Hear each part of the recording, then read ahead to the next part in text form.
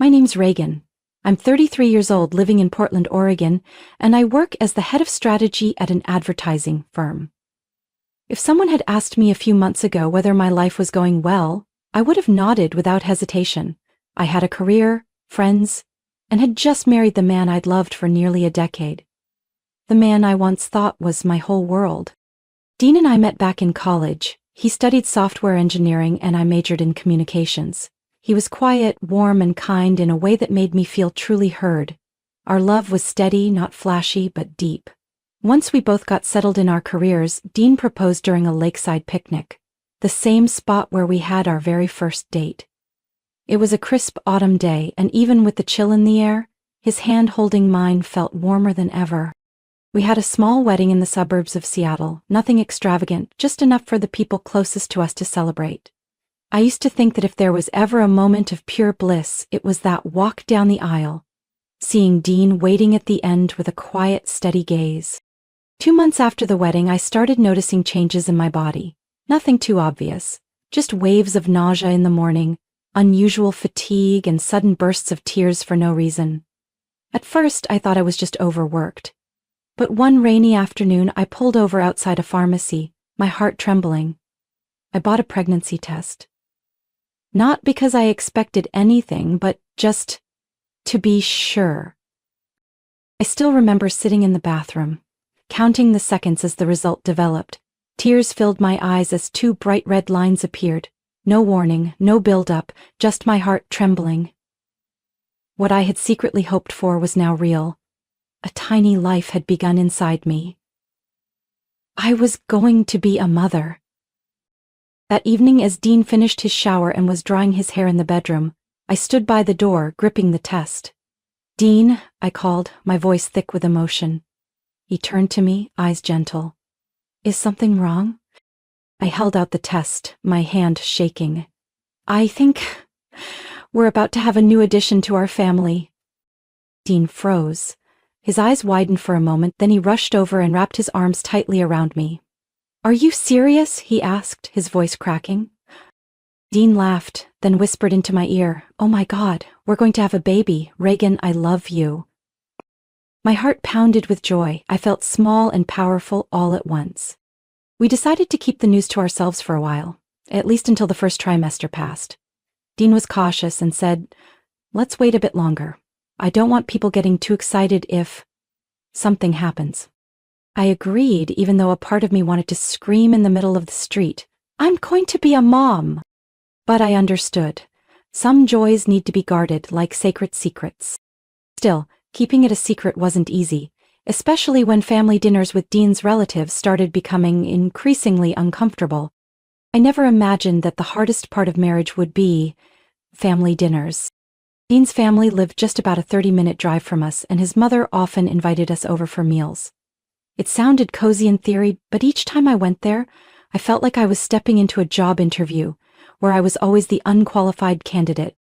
Margaret was the kind of woman who believed everything should be just so, according to her own standards.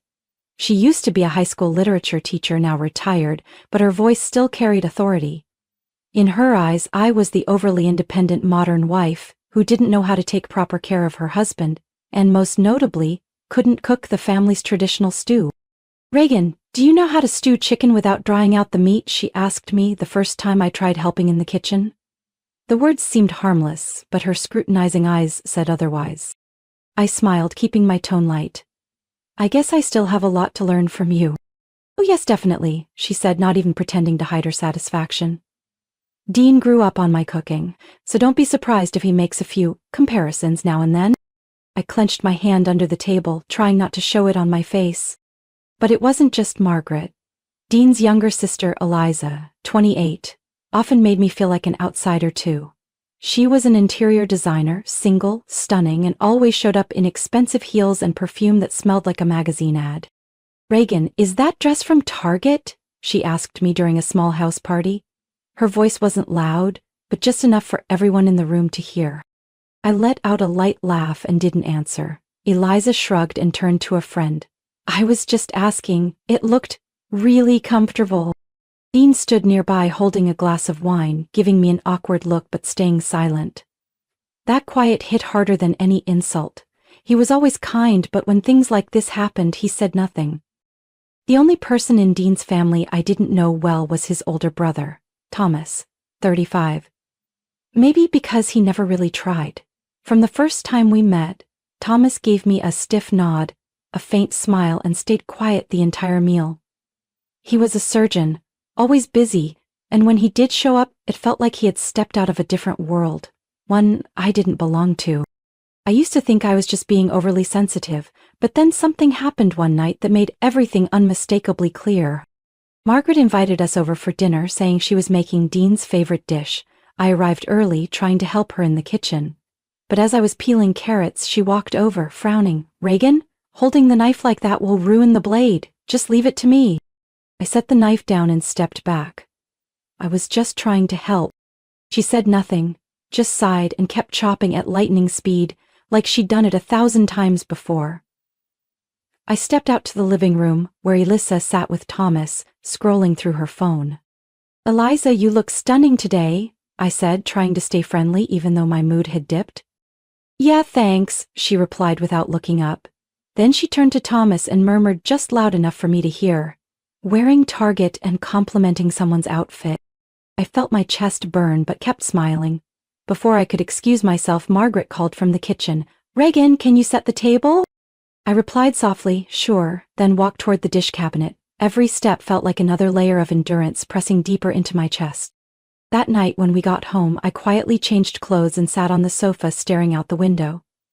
Dean came out of the shower, and when he saw me sitting still, he walked over.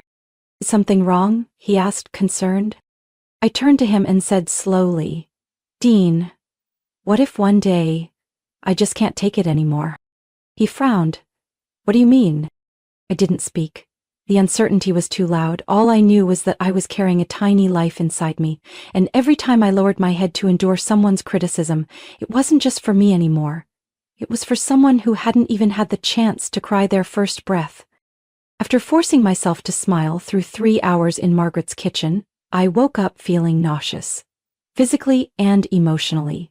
The familiar morning sickness hit me again, but this time, I didn't bother hiding it. I sat on the edge of the bed, one hand on my stomach, my heart beating slowly, heavily. Dean stepped out of the bathroom, towel around his neck, hair still wet. When he saw me sitting motionless, he paused. "Are you okay?" I looked at him for a long moment, then whispered, "Dean, I don't want to keep this a secret anymore." He sat beside me and held my hand, warm and gentle as always. "I feel the same way. I know my mom will have something to say, but keeping it bottled up like this isn't helping. Whatever happens, happens." His voice was low but firm. We agreed to share the news that Saturday night, during the family dinner Margaret had scheduled the week before. She said she had a new dish from a cooking show she wanted everyone to try. I pressed my lips together when Dean repeated her words. Whatever the dish was, one thing I knew for sure. It would come with a side of challenge. Saturday evening, I wore a simple moss green dress, modest but neat. Dean told me there was no need to hide my belly, but I still wrapped a light scarf around myself, like a final layer of protection between me and the judgment waiting at the table. When we walked in, Eliza was already there, perched on a bar stool, lazily swirling a cocktail glass. "You're here," she said, not even turning her head. Thomas, as usual, scrolled through his phone. No glance up, no greeting. The room was eerily quiet. Margaret stepped out of the kitchen, wearing a beige apron printed with lavender sprigs. "Dean, come help me slice the salad. Regan, just sit and relax. Tonight I want everything done right." I held back a sigh and nodded. We had vegetarian lasagna, which Margaret said had taken her an entire afternoon to get the cheese layers just right.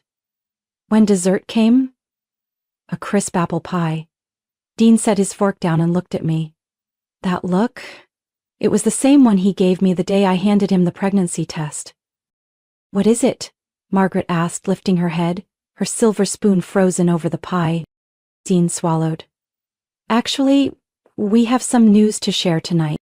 My heart pounded. I gripped the edge of my chair, forcing myself to stay calm. "Reagan's pregnant. We're having a baby." The room froze, and the silence stretched so long it felt like no one remembered how to speak. Eliza stopped swirling her drink. Thomas finally looked up. Margaret placed her spoon down, slowly. "Having a baby?" she repeated. Her tone didn't rise or fall, but behind the words was a weight I didn't dare touch. I kept my voice steady. "Yes. 8 weeks. Eliza spoke first. "Wow, that was fast. I thought you said you two wanted to get your careers fully settled first." Dean took my hand under the table, but I didn't look at him.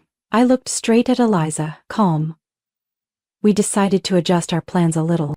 Margaret stood up, walked around the table and stopped behind me. "Reagan, are you sure?" Her voice was even, but cold. I turned to face her, eyes steady. "I'm sure." "Well, not exactly the news I was expecting, but congratulations, if that's really the case." The last sentence dropped like a pebble in a still bowl of water. Dean gripped my hand tighter, but said nothing. I smiled, not forced this time, just steady, composed, holding myself together as a quiet storm gathered.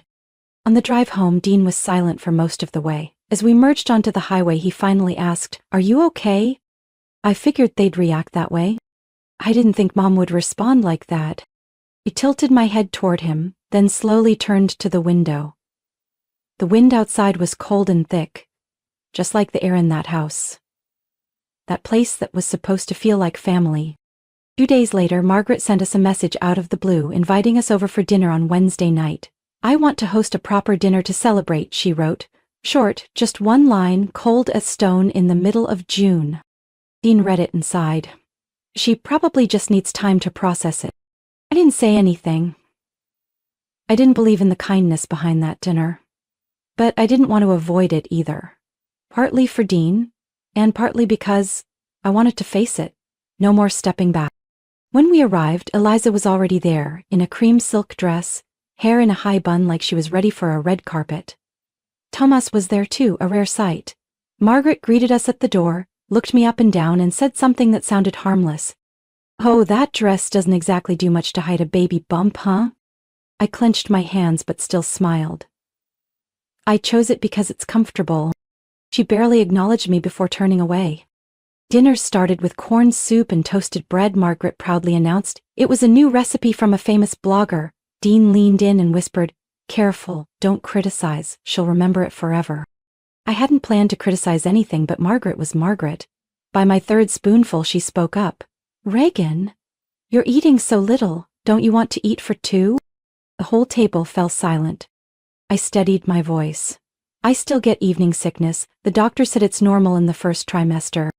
Eliza gave a soft chuckle and sipped her wine. "If there even is a first trimester." I turned to her, eyes sharp. "What do you mean?" She shrugged. It's all happening so fast. I remember at the wedding you said you two weren't ready for kids yet." Margaret set her spoon down. "Eliza, that's not something to joke about." But then she looked at me and said slowly, "Reagan, are you sure you're pregnant?" Dean stiffened. I could feel his hand go rigid in mine. I gave a dry smile. "I had a blood test last week." Margaret didn't let up. "Then why didn't you bring it for me to see?" I didn't think I needed to prove anything. She crossed her arms and leaned back. "My son is starting his own practice. This is a very sensitive time.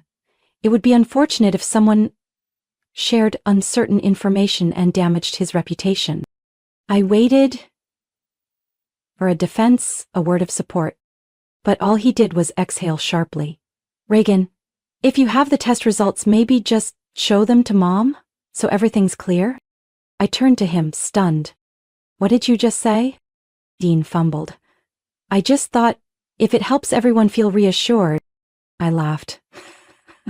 "Harsh, dry. Who exactly are you trying to reassure? Or are you doubting me too?" Margaret cut in, her voice cold as steel. "No one's doubting you, but grown-ups should be transparent." I stood up, my chair screeching loudly across the floor. "I don't owe anyone in this house an explanation. I don't need permission to become a mother." Eliza chuckled. "Here comes the drama." I looked around the table, face by face. Dean, silent. Eliza, smug. Thomas indifferent. Margaret detached like she was presiding over a hearing.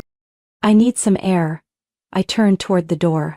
Before I could reach it, Margaret stood and moved quickly to block my way. If you walk out now, no one's going to believe a word you said. Move, I said. She didn't budge. You don't understand the consequences, Reagan. If what you say is true, then proving it shouldn't be a problem. I stepped closer. Don't test my limits anymore. And then it happened. I only remember Margaret suddenly reaching out, maybe to stop me, maybe to touch my arm, but the slight push at my arm threw me off balance. My foot slipped on the edge of the rug, slick underneath, and I fell.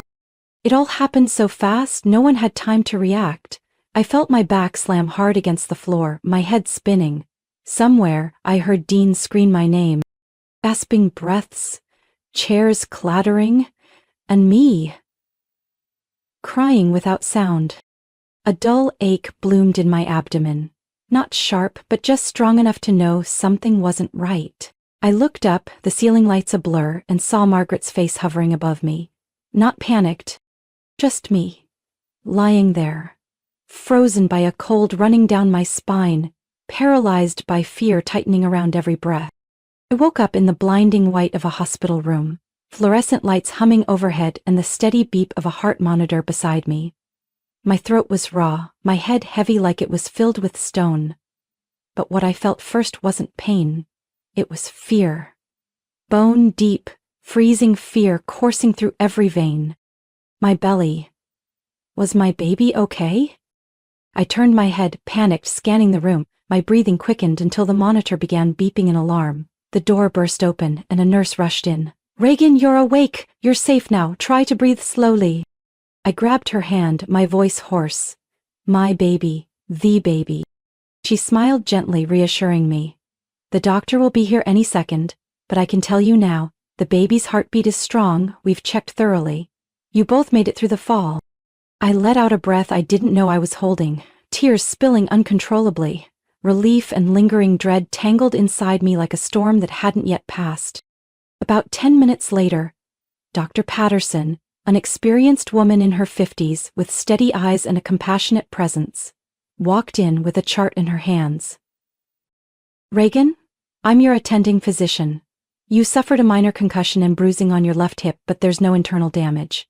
As for the baby, the heartbeat is stable. However, we'll keep you under observation for the next 48 hours to monitor for any signs of threatened miscarriage. I was still busy swallowing the lump of humiliation rising in my throat like a wave. The door opened again. Dean walked in. His face was pale, hair disheveled like he'd sprinted the whole way. When he saw me, he froze. Reagan. I turned away, eyes fixed on the window.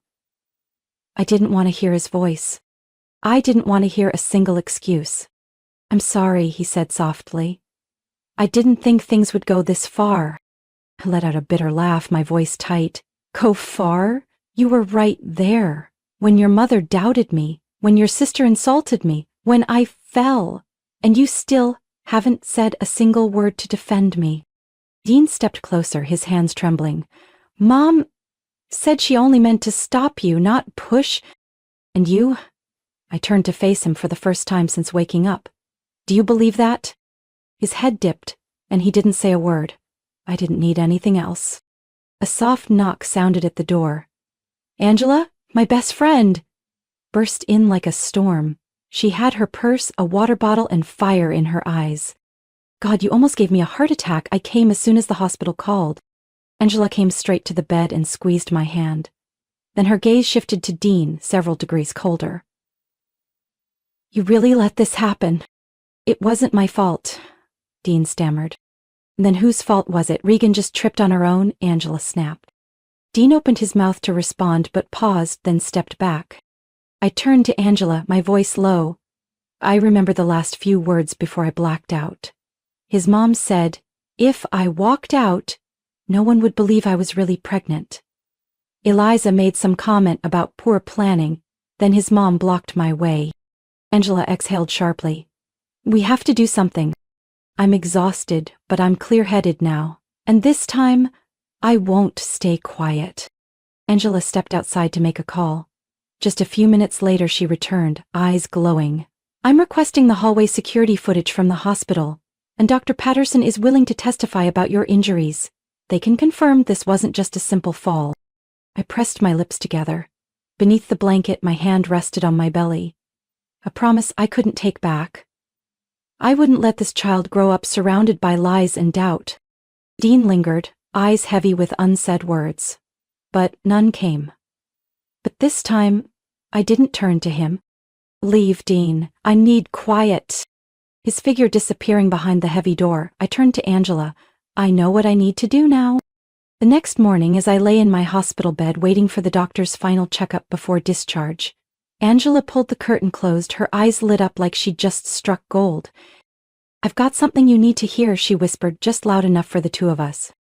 I sat up, still weak, but curiosity pushed me past the dizziness and pain. Angela pulled out her phone and played a recording she'd captured in the hallway while grabbing coffee. Eliza's voice came first, soft and casual. "Just say Mom didn't mean to push her. Say Reagan slipped on her own." Margaret replied, her tone flat like she was discussing a defective product.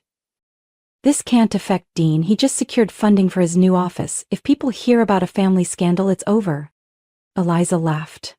"Who'd believe Regan anyway? Mom's never liked her. Just have Dean say a few words and it'll all blow over." I gripped the blanket, fingers turning white from the pressure. The recording ended with the sound of footsteps fading. Angela looked at me and let out a breath. They're building a story, and they didn't expect someone to hear it. I won't let my child grow up in a world where truth is twisted like this. That very night, we started gathering everything we needed. Angela knew how to handle sensitive cases. She used to be a legal assistant before moving into media. "First, your medical records," she said. Dr. Patterson helped without hesitation. She signed a full statement detailing my injuries. The bruise on my left hip didn't match a simple slip and fall. She also agreed to provide testimony if summoned to court. Angela also requested hallway footage from the hospital's security system. It showed Dean rushing into the room looking panicked, and Margaret speaking with Eliza near the hallway window, unaware that a recording device was less than 15 feet away. I sent Dean one final message requesting he provide the full text history between us for the last 2 weeks, including the part where he asked me to take a blood test to clear up any doubts. He read it, but didn't reply. Angela scoffed. "Good, silence means the message stays untouched." With records, witness statements, audio evidence, and security footage in hand, we contacted attorney Susan Beck, a renowned advocate for victims of subtle domestic abuse, especially when the perpetrators are family members. I met Ms. Beck in a small conference room, softly lit and more like a therapy office than a law firm. She listened to everything without interruption, without pity, only nodding and taking notes. "What's your plan, Reagan?" she asked finally. I lifted my head without hesitation. Divorce. Full custody. And if possible, press charges against Margaret for intentional harm, no matter how she tries to justify it. Susan Beck smiled, for the first time in our meeting. "Good, you know what you want." After that meeting, everything moved fast. I officially filed for divorce 5 days after leaving the hospital. Dean called, left a few voicemails. "I don't know what to do anymore. I can't control my mother." I read the message and set my phone face down on the table, not because I didn't love Dean, but because I knew someone who can't stand up for themselves will never be able to protect their wife and child. Angela helped me move into her small apartment on the outskirts of Portland. Every day, I sat by the window, hand on my belly, talking to the child not yet born, about courage, about truth, about never letting someone else define your worth. On a quiet night, as the breeze fluttered through the curtains, I looked at Angela and whispered, "I used to think having a husband meant having a safety net. But turns out, the one person who must never abandon me is me." Angela squeezed my hand, eyes steady. "And from now on, you won't be facing anything alone." The day of the first court hearing arrived, and the sky over Oregon was gray, as if even the clouds knew something was about to be exposed. I sat in the courtroom, my hand resting gently on my belly, which had started to visibly show. Angela sat beside me, gripping my hand tightly, while attorney Susan Beck adjusted the thick stack of documents in front of her. Across the aisle, Margaret wore a pale gray blazer, lips pressed into a tight line. Eliza sat next to her, her expression indifferent, but her tightly clasped hands betrayed the tension. Dean didn't sit with them. He chose a seat in the back row, silent, like a shadow of the man who used to be my husband. The judge was an older woman with cropped silver hair, her voice clear and firm. Today we are hearing the case of Reagan Miller versus Margaret Foster, on charges of intentional physical harm resulting in risk to a pregnancy, as well as a petition for divorce and child custody determination. Susan rose and walked forward, her voice calm but resolute. Your Honor, my client, Reagan Miller, was 8 weeks pregnant at the time of the incident.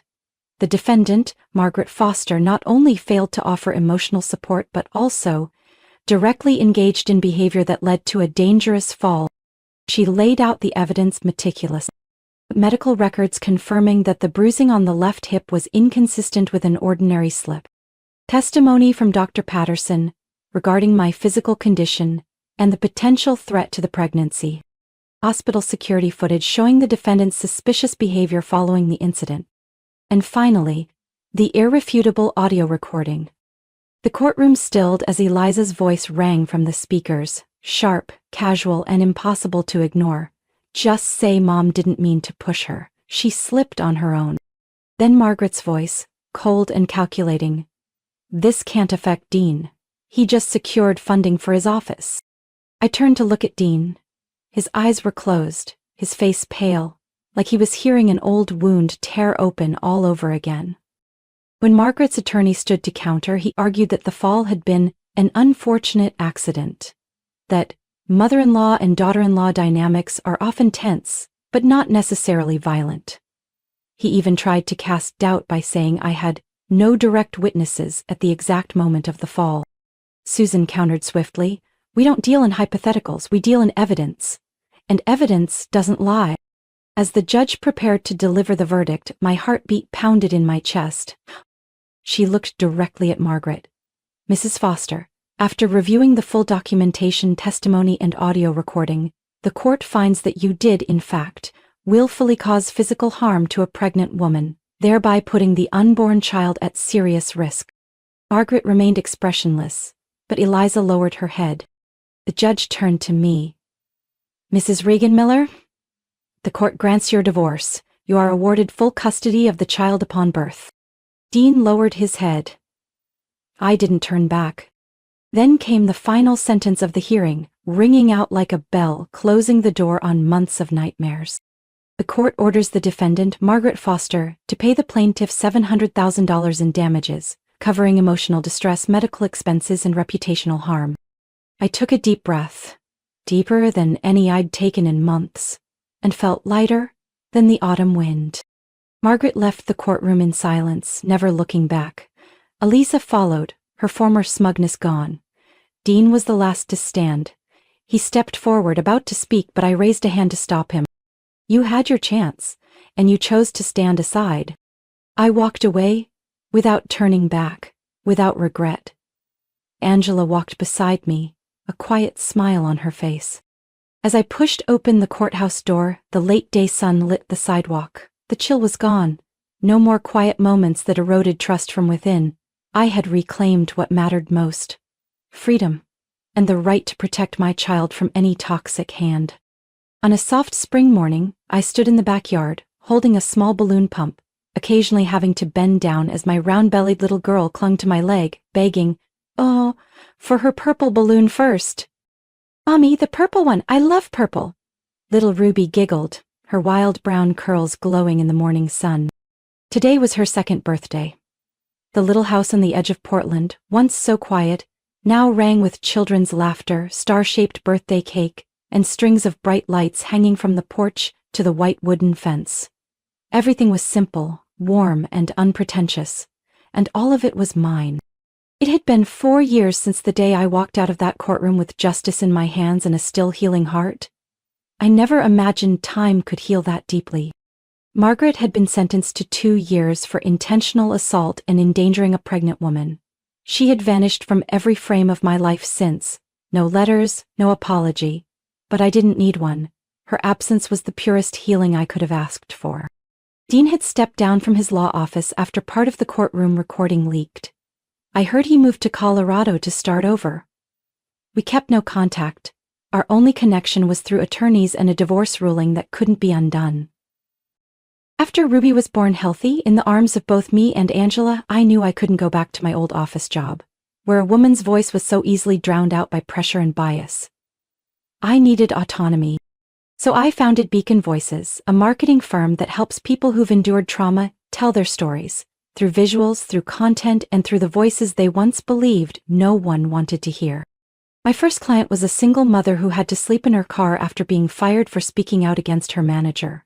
After my media campaign, she received funding from 3 nonprofit organizations and is now opening a vocational training center for young women. I didn't just find myself again through that work. I helped others avoid being buried in silence the way I nearly was. Angela's now the CEO of Beacon Voices. She moved to live near me and Ruby and became a real auntie in every sense. I honestly don't know how I would have managed those early days of motherhood without her. Sleep-deprived, learning how to raise a child while running a business at the same time. "Where's the birthday girl?"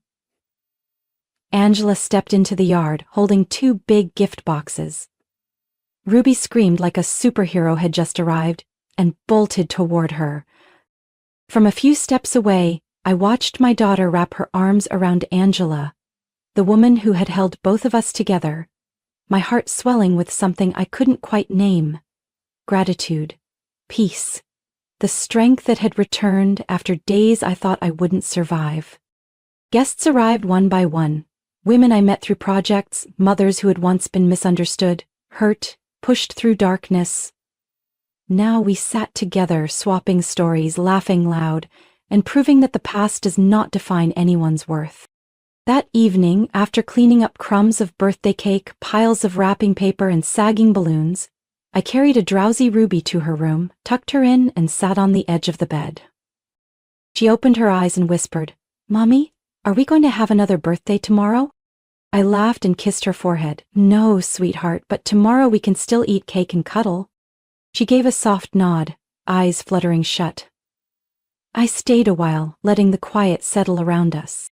I had walked through a failed marriage, through doubts cast over my pregnancy, through being pushed literally and emotionally to the edge. But I didn't stay down.